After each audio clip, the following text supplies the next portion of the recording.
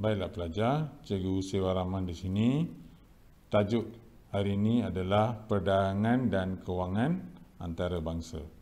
Subtajuk analisis kesan tarif bahagian 1. Okay, dalam rakaman ini kita tidak akan lihat tarif, tapi kita akan bandingkan keadaan sebelum perdagangan antarabangsa dan selepas perdagangan antarabangsa.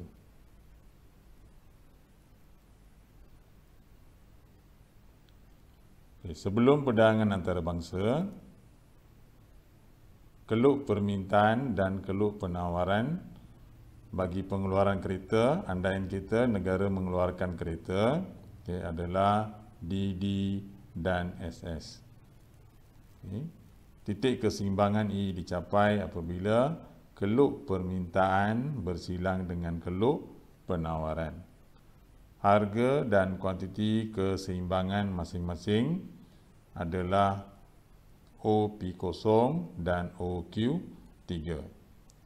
Ekonomi atau negara ini belum menjalankan perdagangan antarabangsa, maksudnya keluaran kereta adalah sepenuhnya oleh pengeluar tempatan atau pengeluar domestik sahaja.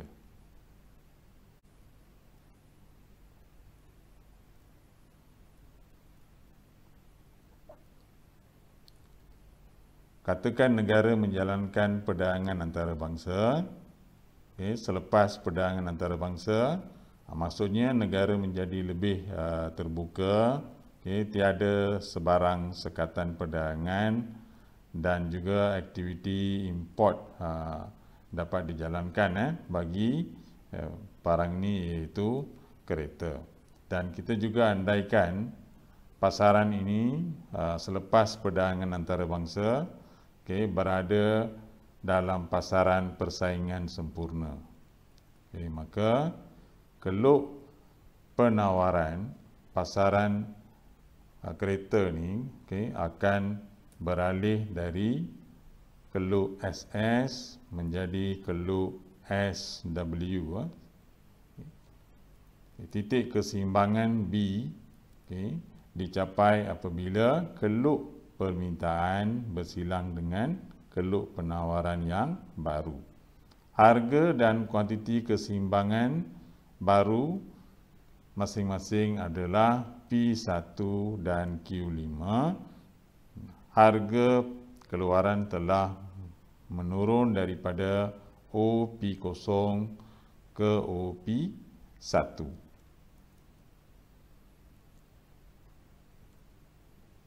Pada harga P1 didapati penawaran kereta adalah terlalu banyak kerana pasaran dunia, penawaran kereta adalah terlalu banyak dan harga telah menurun dari P0 ke P1. Ada kemungkinan negara lain atau pasaran dunia dapat mengeluarkan kereta yang sama pada harga yang lebih rendah berbanding dengan pasaran tempatan, pengeluar pasaran tempatan, hanya dapat keluarkan kereta pada harga P0. Kenapa ini lebih rendah? Kemungkinan besar pengeluar-pengeluar lain selain daripada pengeluar domestik sudah pun berada dalam pasaran kereta atau pengeluaran kereta begitu lama sehingga mereka mempunyai ekspertis yang lebih tinggi ataupun kemahiran yang lebih tinggi, teknologi yang lebih baik dalam pengeluaran kereta menyebabkan mereka dapat mengeluarkan kereta pada kos pengeluaran yang lebih rendah. Kuantiti keluaran selepas perdagangan antarabangsa berkurang daripada OQ3 ke OQ1. Sebab ini adalah keluk penawaran pengeluar tempatan. Pada harga, bila harga turun dari P0 ke P1, kuantiti ditawar berkurang dari Q3 ke Q1.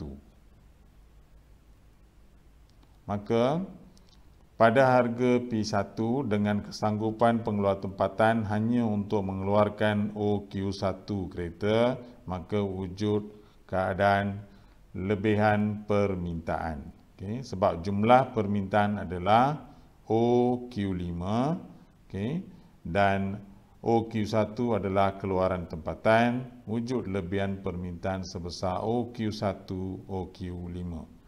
Lebihan permintaan ini sebenarnya ditampung dengan import. Maka kuantiti import sekarang adalah sebesar Q1, Q5.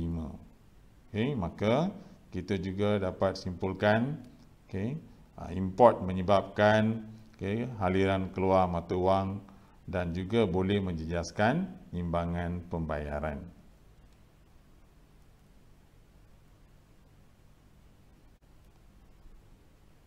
Baiklah, mari kita bandingkan jumlah hasil pengeluar tempatan sebelum dan selepas perdagangan antarabangsa. Sebelum perdagangan antarabangsa, jumlah hasil pengeluar tempatan adalah OP0 EQ3. Manakala selepas perdagangan antarabangsa, jumlah hasil adalah OP1 Q1.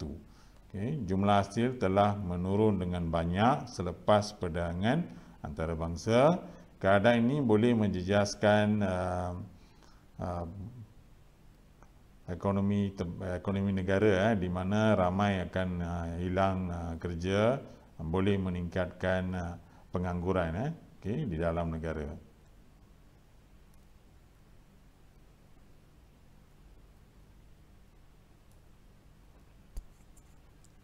Baiklah, mari kita bandingkan lebihan pengguna sebelum dan selepas perdagangan antarabangsa.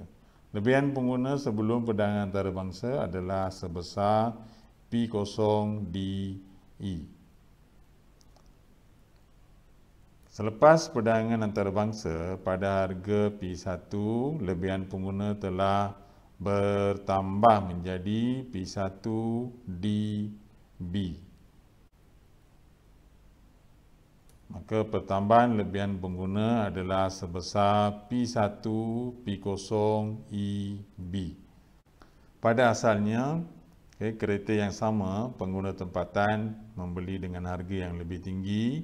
Okay, maka dengan adanya perdagangan antarabangsa, pengguna tempatan dapat menikmati kereta dengan harga yang lebih rendah, iaitu P1. So, maksudnya perdagangan antarabangsa membawa faedah ataupun benefit kepada pengguna.